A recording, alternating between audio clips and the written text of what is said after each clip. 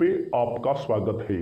आज की इस वीडियो में हम आपको बताएंगे इंडिया गठबंधन पूरे देश में कितनी लोकसभा सीटों पर 2024 में जीतने जा रहा है। वैसे तो आपने देखा होगा तमाम ओपिनियन पोल, तमाम सर्वे आ रहे हैं, कोई भी ओपिनियन पोल ऐसा नहीं है जो बीजेपी को 400 तो नहीं ले जा रहा है, लेकिन 370 380 पर ले जाकर के खड़ा कर दे रहा है। हालांकि बीजेपी के जो अंध समर्थक हैं उनका मानना है कि 400 प्लस सीटें आएंगी। 4 जून को बहुत सारे लोग कमेंट करके बताते हैं कि 4 जून को हम दिखाएंगे कि 400 सीट कैसे आएगी। और मैं दावा करता हूं जिन लोगों को लगता है बीजेपी या एनडीए 400 सीट आएगा, ये जान लीजिए सीधा सीधा कोरा बकवास है। आप बीजेपी के समर्थक हो सकते हैं, आप बीजेपी की सरकार चाहते हैं, लेकिन बीजेपी एनडीए गठबंधन 400 सीट कभी नहीं ला पाएगा। हाल में 2024 की मैं जो बात कर रहा हूं, अब मैं बात करता हूं इंडिया गठबंधन कितनी सीट लाएगा, किस किस राज्यों से।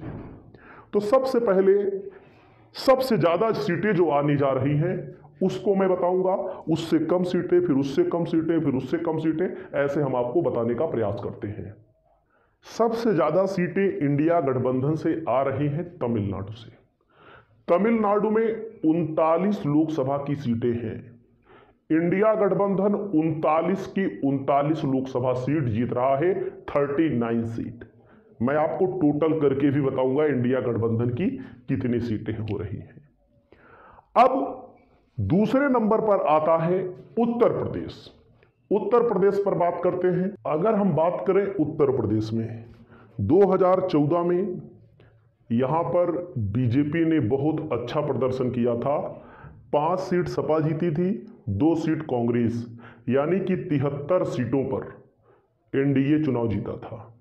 2019 में 64 सीटों पर एनडीए जीता था। लेकिन 2024 को लेकर के जो भी आप पोल देख रहे हो, सब फर्जी पोल दिखाया जा रहा है, सब टोटली फर्जी। एक पोल 3 सीट दे रहा है, एक पोल 7 सीट दे रहा है, और एक पोल जो दे रहा है 12 सीट दे रहा है। आपने देखा होगा और उसका जिक्र भी मैंने पिछली वीडियो में किया होगा। और मैं आपको बताना चाहता हूं उत्तर प्रदेश के बारे में मैं अच्छी तरह से जानता भी हूं। जानने के अलावा उत्तर प्रदेश में अब की बार जो बीजेपी ने कैंडिडेट वही दे दिए हैं, ज्यादा जगहों पर वही कैंडिडेट दे दिए हैं।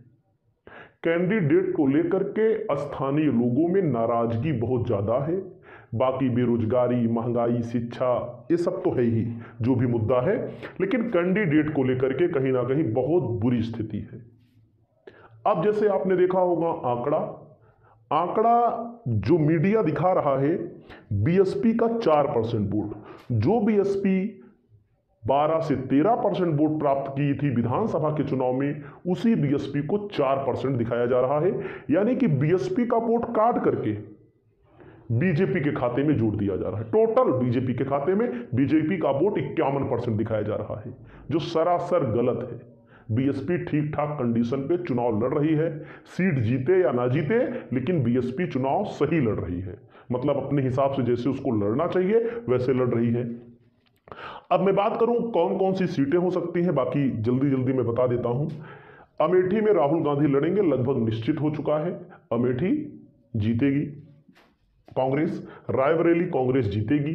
उसके अलावा मैं आपको बता दूं सलेमपुर आ जाइए, बलिया, घोसी, गाजीपुर, इन 4 सीटों में हो सकता है 1 सीट हार जाए, नहीं तो सब जीत जाएगी।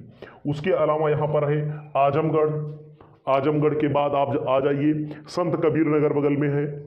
बगल में आप देख लीजिए यहां पर आ जाइए बस्ती है, अंबेडकर नगर है। सुल्तानपुर में लड़ाई में थे, लेकिन जबरदस्ती भीम निषाद का टिकट काट दिया इन्होंने। अब ये लड़ाई से लगभग बाहर हो चुके हैं हमारे हिसाब से। गोंडा में अच्छी खासी लड़ाई है, कैसरगंज में भी लड़ाई होगी, देख लीजिएगा। श्रावस्ती में वर्तमान सांसद को टिकट इन्होंने दे दिया है। राम शिरोमणि वर्मा, उनका बहुत विरोध भी है। विरोध का मतलब ये है सांसदीय का क्षेत्र इतना बड़ा होता है कि कोई भी व्यक्ति सांसद बने बहुत ज़्यादा दूर तक पहुंच नहीं पाता है, तो किसी नए व्यक्ति को टिकट देते तो ये भी चुनाव जीत जाते, मतलब नए व्यक्ति को जीते। अब आ जाइए बहराइच में, अब आ जाइए यहाँ पर। अब आपको मैं बताऊं फर्रुखाबाद है। पहले फर्रुखाबाद, एटा, आंवला, पहले समाजवादी पार्टी गलती क्या करती थी, पहले गलती करती थी ज़्यादातर यादवों को टिकट दे देती या ठाकुर ब्राह्मण को टिकट दे देती थी, गैर बैकवर्ड में बहुत कम लोगों को भागीदारी देती थी। ये बात सत्य है, क्योंकि अब लेकिन अब दिमाग खुल गया है। अब जो इन्होंने प्लान बनाया है, फर्रुखाबाद, एटा है, आंवला है, इन जगहों पर गैर यादव कैंडिडेट दे दिया है इन्होंने। शाक्य को कैंडिडेट दे दिया है, मौर्य को दे दिया है, और पटेल को कहीं ना कहीं, जैसे प्रतापगढ़ हो गया, पटेल को टिकट दिया हुआ है। कौशाम्बी सुरक्षित सीट ही है। मतलब कि ऐसे करीब मैं आपको बता दूं 50 से 60 सीटें जहां भयंकर लड़ाई है। कम से कम 30 सीटों पर यहां पर उत्तर प्रदेश में जीतने जा रही है समाजवादी पार्टी गठबंधन। कम से कम 30 सीटों पर, ज्यादा हो जाए तो उसकी बात नहीं करेंगे, लेकिन कम से कम 30 सीटों पर। तो तमिलनाडु में मैंने आपको बताया 39 और उत्तर प्रदेश में कम से कम 30। अब अगला राज्य है पश्चिम बंगाल। पश्चिम बंगाल में जितने भी पोल आ रहे हैं, भाई बीजेपी तो कह रही हम 30 जीतेंगे। अगर बीजेपी कह रही 30 जीतेंगे तो जान लीजिए 15 जीतेगी, ये जान लीजिए। पिछली बार 18 जीते थे, मैक्सिमम जीतेंगे तो 15 जीतेंगे इस बार, मैक्सिमम। बाकी जो संभावनाएं दिख रही हैं और कम की